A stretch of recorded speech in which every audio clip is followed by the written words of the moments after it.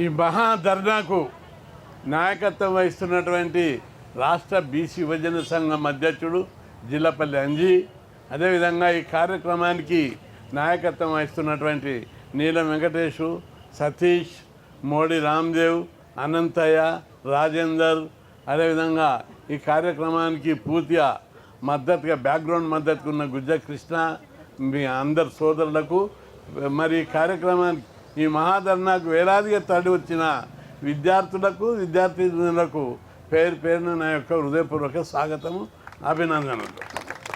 ఈరోజు మనం ఎందుకు ఈ ధర్నా చేస్తున్నామంటే 3-4 పాయింట్లు మేజర్ డిమాండ్ ఉన్నాయి ఇక్కడ. ఒకటి, మన హాస్టళ్లకు సొంత భవనాలు కట్టియాలి. అరే ఫ్లైఓవర్లు కడుతున్నారు, ఎమ్మెల్యేలకు బిల్డింగ్లు కట్టిరు, సచివాలయాన్ని కూలగొట్టి ఇంకో బిల్డింగ్ కట్టిరు, మంత్రులకు క్వార్టర్లు కట్టించారు. ఒక క్వార్టరే మా హాస్టల్ ఉంటుంది కానీ ఒకటే ఫ్యామిలీ ఉంది మంత్రులది. ఎమ్మెల్యే క్వార్టర్లు కట్టించారు, ఆర్టీఓ ఆఫీసులు కట్టించారు, కలెక్టర్ ఆఫీసులు కట్టించారు. ప్రతి గవర్నమెంట్ ఆఫీసు ఉంది. గవర్నమెంట్ ఆఫీస్ లేనిది ఏ డిపార్ట్మెంట్ అంటే ఒకే ఒకటి బీసీ హాస్టల్. అంటే ఈ ప్రభుత్వం మనను నిర్లక్ష్యము చేస్తుంది, ఈ పేద కులాల పిల్లలను పట్టించుకోవద్దని ఉద్దేశపూర్వకంగా తొక్కుతున్నారనేది మనకు కనిపిస్తుంది. మొదటి నుంచి కూడా గవర్నమెంటు కాలేజ్ హాస్టల్ ఉంచలేదు. 2008లో కాలేజ్ హాస్టల్ పెట్టాలని అంతకుముందు 2 ఏళ్ళు ఉద్యమం చేస్తా, పెట్టలేదు. కాలేజ్ హాస్టల్ చేస్తే పిల్లలంతా లీడర్లు అవుతారు, చైతన్యం పెరుగుతుంది, రోజు ఉద్యమాలు చేస్తారు, అట్లయితారు ఇట్లయితారు, ఎమ్మెల్యేలకు పోటీ అవుతారు, ఎంపీలకు పోటీ అవుతారు, నాయకత్వం పెరుగుతుందని అన్నారు. అయితే అప్పుడు నేను వినకుండా 5 రోజులు అమలు నిరాహారదీక్ష చేస్తా. మా పిల్లలకు ఆ కాలేజ్ హాస్టల్ పెట్టాలి, ఫీజు రియంబర్స్మెంట్ పెట్టాలి, గురుకులాలు పెట్టాలని 5 రోజులు నిరాహారదీక్ష చేస్తా. అప్పుడు నా వెయిట్ ఎంత ఉందంటే 70 కిలోలు ఉంది. తమ్మునికి చెప్పరాలేదు కానీ నేను కూర్చున్న 5 రోజుల్లో 53 కిలోలకు తగ్గాను. దాదాపు 17 కిలోలు తగ్గిన. మంత్రి రోషాయి ఉన్నాడు, మా అందరు ఉన్నారు, ఎంత బతిమైనా ఉన్నా కూడా నిజమైన నిరాహారదీక్ష చేస్తా. డాక్టర్లు అన్నారు నీకు షుగర్ ఉంది, బీపీ ఉంది, మంచిది కాదు, ఇట్లా కూర్చోటే నువ్వు కనీసం మేము సార్కు చెప్తాం తినకు, పండరసం తాగన్నారు. కానీ తాగలేదు. 5 రోజులు కూర్చున్నాక ప్రభుత్వం దిగొచ్చి 300 బాయ్స్ 300 గర్ల్స్ ఫీజు రియంబర్స్మెంట్ పథకం పెట్టారు. ఫీజు రియంబర్స్మెంట్ అంటే పెట్టినప్పుడు మొత్తం ఫీజులు degree, inter, engineering, pharmacy, BTech, MTech PG మొత్తం ఫీజులన్నీ ప్రభుత్వమే కట్టేటట్టు ఇప్పుడు ఉన్నది స్కీమ్. అది ఇంకా దాన్ని పకడ్బందీ అమలు చేపిస్తా. వంగబెట్టి ఒక్కొక్కరిని వంగబెట్టి తప్పనిసరి అమలు చేస్తా. ఇప్పుడు మేజర్గా మన కాలేజ్ హాస్టళ్లకు బిల్డింగ్లు కట్టాలనేది నా కోరిక. పిల్లలు చదువుకోవాలి, చదివితేనే ఈ కుటుంబాలు బాగుపడతాయని కొట్లాడుతారంటే ఉమావారు చెప్పారు. నేను కూడా హాస్టల్లున్నా, చదువుకున్నా, ఈరోజు ముఖ్యమంత్రి అయినా మధ్యప్రదేశ్కు. మాయావతి ఢిల్లీలో కలిసినప్పుడు చెప్తుంది నేను హాస్టల్లున్నా, చదువుకున్నా, ఈరోజు ముఖ్యమంత్రి అయినాను. ఇప్పుడు మీ అందరికీ మనం చేస్తున్నా మన హాస్టల్లో చదివిపోయిన ఏ అమ్మాయి అయిన భవిష్యత్తు లోపల. ఎందుకంటే ఒక్కొక్కరు మాట్లాడుతుంటే నాకు అనిపించింది, అబ్బా నా చెల్లెళ్ళు ఎంత లీడర్షిప్ క్వాలిటీస్ ఉన్నాయి, భవిష్యత్తులో వీళ్ళు గొప్ప లీడర్ అవుతారు, ఆఫీసర్ అవుతారు, లీడర్ అవుతారని నాకు తృప్తి కలిగింది. కాబట్టి మీరు నాకు ఇంకా హాస్టల్ వైద్య లీడర్షిప్ ట్రైనింగ్లు పెట్టి మీటింగ్లు పెట్టి మీతో మాట్లాడిపిస్తే గొప్ప గొప్పలు అయ్యేటటువంటి వాళ్ళు మన దాంట్లో ఉన్నారు. మొన్న ఒక పిల్లగాడు బాచిపల్లిలా ఇంజనీరింగ్ చదివిండు, అమెరికా ఐటీ కంపెనీలో జాబ్ వచ్చింది, 50 లక్షలు సంవత్సరానికి జీతం. ఇంకో పిల్లగాడు అమెరికా ఐటీ కంపెనీలో జాబ్ వచ్చింది, నెలకు 8 లక్షలు. ఇట్లా ఒక్కొక్కరిది చాలా హై ప్రొఫైల్లో మన వాళ్ళు హాస్టల్ ఉన్న వాళ్ళు చదువుకొని పోతున్నారు.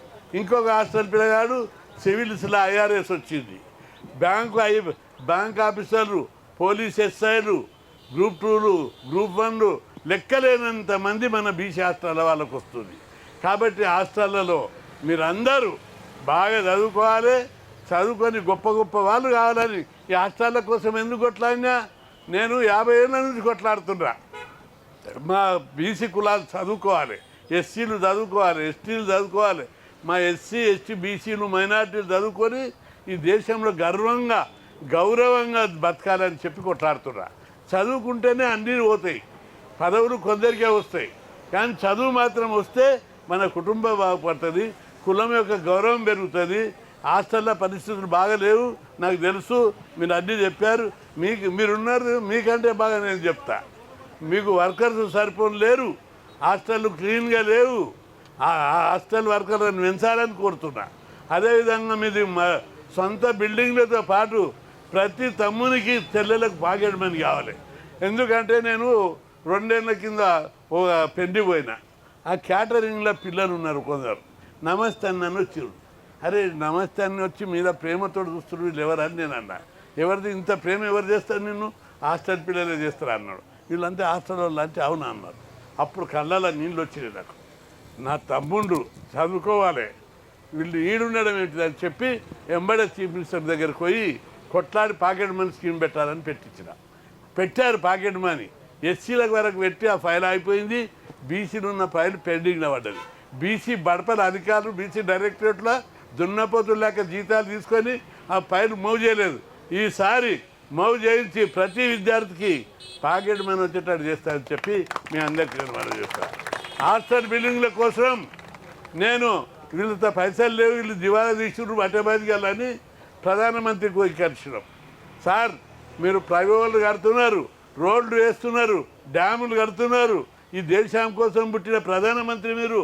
మన పిల్లలు మన కులం పిల్లలు ఒక్కొక్క రూమ్లో 15 మంది ఉన్నారు, రెంటెడ్ ఇళ్ళల్లో ఉన్నారని చెప్పి బతిలాడితే కృష్ణయ్యజీ మై కర్తూ ఓ ప్లే అంటే స్థలాలు అలాట్మెంట్ చేయించు, ఒక్కొక్క హాస్టల్కు అమ్మాయిలకు 80%, అబ్బాయిలకు 60% గ్రాంట్ ఇస్తానేనని ప్రధానమంత్రి మాట ఇచ్చాడు. ఆ విషయాన్ని ముఖ్యమంత్రికి చెప్పిన స్థలాలు కేటాయిస్తారు. ఉస్మానియా యూనివర్సిటీలు ఉన్నది, మనకి స్థలాలు లేవన్నారు. బిడ్డ ఒక్క స్థలం గవర్నమెంట్ అమ్మితే ఇప్పుడు వాళ్ళు కొడతామని చెప్పిన. రేస్ కోర్సులో 70 ఎకరాలు 170 ఎకరాలు ఉంది. చెంచల్గూడ జైలు కాడ 100 ఎకరాలు ఉన్నది. గచ్చిబౌలిలో 400 ఎకరాలు ఉన్నాయి. అనేక చోట్ల పుత్రిబౌలి చాలా చోట్ల 100 ఎకరాల భూములు ఉన్నాయి. ఎన్జిఓ క్వార్టర్లు కూలగొట్టారు. ఆ క్వార్టర్ల స్థలాలు మాకు కేటాయించు. వీళ్ళు చదువుకుంటే భవిష్యత్తులో కలెక్టర్ అవుతారు, డాక్టర్లు అవుతారు, ఏం లేకపోతే ఇట్లా లీడర్లు అని అవుతారు, మన జాతి కోసం తయారవుతారు. కాబట్టి ప్రతి ఒక్కరూ మీరు అందరు ధైర్యంగా ఉండండి. బీసీ ముఖ్యమంత్రి వచ్చిందా కాదు, ఈలోగానే ప్రభుత్వం మెడలుంచి బిల్డింగ్లు కట్టిస్తానని చెప్పి మీ అందరికీ గుర్తు చేస్తున్నా. ఇక చెల్లెళ్ళకు తమ్ముళ్ళకి నేను మీరు అందరికీ విజ్ఞప్తి, మేము కొట్లాడుతున్నాం. ఎందుకు కొట్లాడుతున్నాం? హాస్టల్ కండిషన్స్ డెవలప్ కావాలి, మంచి వాతావరణం కావాలి, మంచి ఫుడ్ పెట్టాలని పైసలు పెంచిపించేటట్టు చూస్తాం. ఇప్పుడు పిల్లలు చాలామంది వస్తున్నారు పోతున్నారు, దానివల్ల వార్డన్లో కొద్దిగా ఇబ్బంది అవుతుంది, ఎవరి అడ్మిషన్ ఉంది ఎవరిది లేదని. అందుకే ఇది సెట్ అయిపోయాక మెను పర్ఫెక్ట్గా ఎవ్రీడే గుడ్డు, ఎవ్రీడే అరటిపండు అన్నీ ప్రతిదీ కూడా చక్కగా చూపిద్దాం. ప్రతి హాస్టల్కు వర్కర్లను ఎక్స్ట్రా 3-4 స్వీపర్సు, డైలీ వేజ్ వర్కర్లు, కాంట్రాక్ట్ వర్కర్లను మంజూరు చేయించి పెద్ద ఎత్తున హాస్టల్ శుభ్రం చేయడం కూడా ఏర్పాటు చేద్దాం. ప్రతి హాస్టల్కి 6 కంప్యూటర్లు అడిగారు, నేను ప్రభుత్వంతో పెట్టి 6 కంప్యూటర్లు ఇప్పిస్తా.